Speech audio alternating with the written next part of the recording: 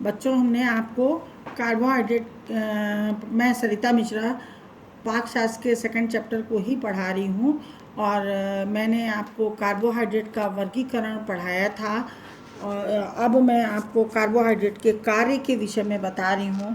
Carbohydrate का मुख्य कार्य हमारे शरीर को ऊर्जा देना है।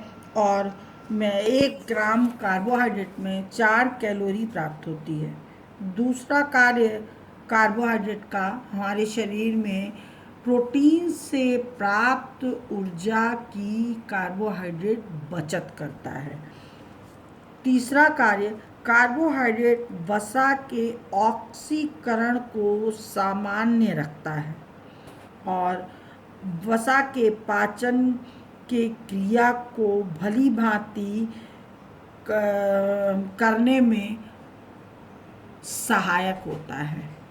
चौथा कार्य कार्बोहाइड्रेट अपने सूक्ष्म रूप से लैक्टोज में कम घुलनशील होने के कारण आंतों में अधिक समय तक उपस्थित रहता है। पांचवा कार्य शरीर में ऊर्जा उत्पन्न करके शरीर के तापमान को नियंत्रित रखता है। और इसका छठा कार्य जो है, ये हमारे शरीर में अधिक मात्रा में पहुंचकर यकृत में ग्लाइकोजन के रूप में एकत्र रहता है और आवश्यकता पड़ने पर ये हमें शर्करा के रूप में कार्य करता है। ये तो आपको मैंने कार्बोहाइड्रेट के कार्य बताया। अब कार्बोहाइड्रेट की कमी से क्या हानि होती है।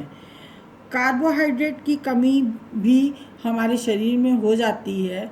हमारे यहाँ वैसे तो दोनों टाइम अगर हम भरपेट भोजन करते हैं तो कार्बोहाइड्रेट की कमी नहीं होती है, लेकिन बहुत से ऐसे भी परिवार हैं जहाँ पे भोजन एक ही टाइम करते हैं और उन्हें कार्बोहाइड्रेट की कमी हो जाती है। ऐसी अवस्था में शरीर को पर्याप्त रूप से ऊर्जा नहीं मिल पाती और दूसरा थकावट एवं कमजोरी महसूस होती है। ये तो कार्बोहाइड्रेट की कमी हुआ। और कार्बोहाइड्रेट की अधिकता से, अगर हम आवश्यकता से अधिक कार्बोहाइड्रेट खाते हैं और वो हमारे शरीर में स्टोर होता रहता है तो वो भी हानिकारक होता है। और उसकी अधिकता से हमें शुगर नामक बीमारी होती है, जिसको हम हिंदी में मधुमेह कहते हैं।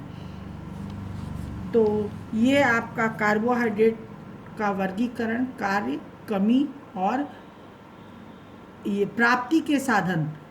कार्बोहाइड्रेट हमें ग्लूकोज, मीठे फल के रसों में गुड़, गन्ने का रस, मीठे जितने भी फल पाए जाते हैं, अंगूर है, केला में भी कार्बोहाइड्रेट पाया जाता है, लेकिन केला अगर कच्चा होता है तो उसमें कार्बोहाइड्रेट पाया ही नहीं जाता, फिर उसमें आयरन पाया जाता है जब तक केला पकता नहीं है।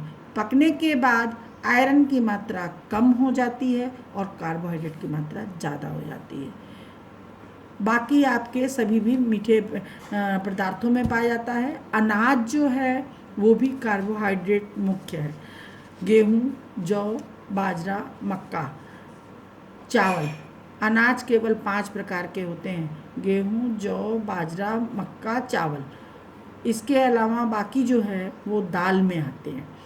तो अनाज में भी कार्बोहाइड्रेट पाया जाता है। कार्बोहाइड्रेट का स्टार्च वाला भाग अनाजों में पाया जाता है। इसके बाद दूसरा तत्व है प्रोटीन। हम प्रोटीन के विषय में अब पढ़ेंगे। दूसरे तत्व में प्रोटीन हमारे शरीर के लिए अत्यंत आवश्यक तत्व है। इसका रासायनिक संगठन हमने आपको बताया था, carbon, hydrogen, oxygen plus nitrogen है। और इसी की वजह से हमारे शरीर में ये वृद्धि एवं विकास करता है। प्रोटीन भी हमारे शरीर में भोजन से ही प्राप्त होता है। और प्रोटीन का सबसे सरल इकाई अमीनो एसिड कहा जाता है। ये अमीनो अम्ल के रूप में पाया जाता है।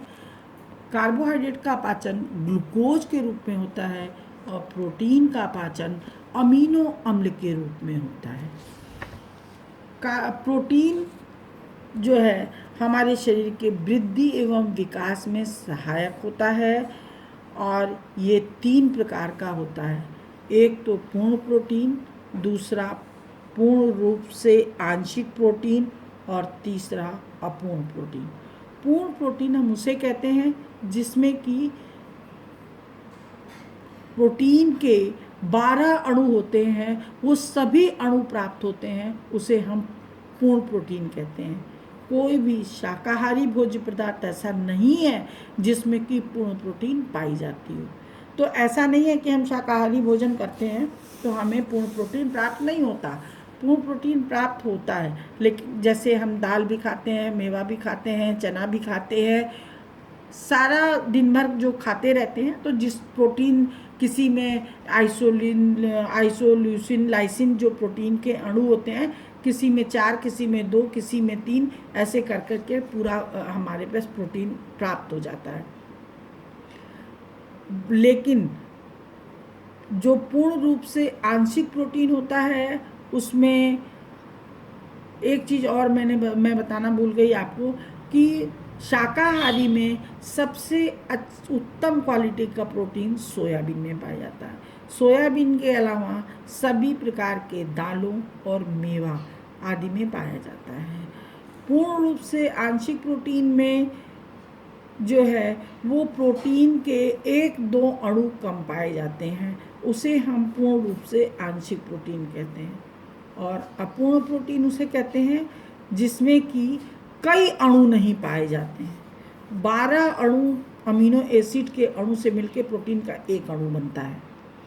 मांसाहारी भोज्य पदार्थ अंडा, मांस, मछली जो है इसमें पूर्ण प्रोटीन पाया जाता है। अंडे में भी पूर्ण प्रोटीन, मांस में भी, मछली में भी और इसमें भी।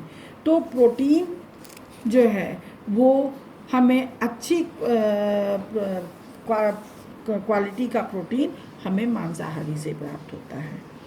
इसीलिए आप देखते हैं कि जो मांसाहारी लोग हैं, हमारे पाश्चात्य संस्कृति में देखते हैं कि वहाँ पे बहुत ज़्यादा मीट, मांस, मछली खाया जाता है, लोग लंबे चौड़े होते हैं। और प्रोटीन का एक और भी गुण है, ऐसा नहीं है कि हमारा माँ बाप छोटे हैं तो बच्चे भी छोटे हों। अगर अच्छी क्वालिटी का उत्तम प्रकार की प्रोटीन अगर बच्चे खाते हैं तो वो उनकी हाइट और इनका ग्रोथ जो है वो अच्छी होती है, क्योंकि प्रोटीन इसमें सहायक होती है। अब प्रोटीन का जो है हम आपको कार्य कल बताएंगे।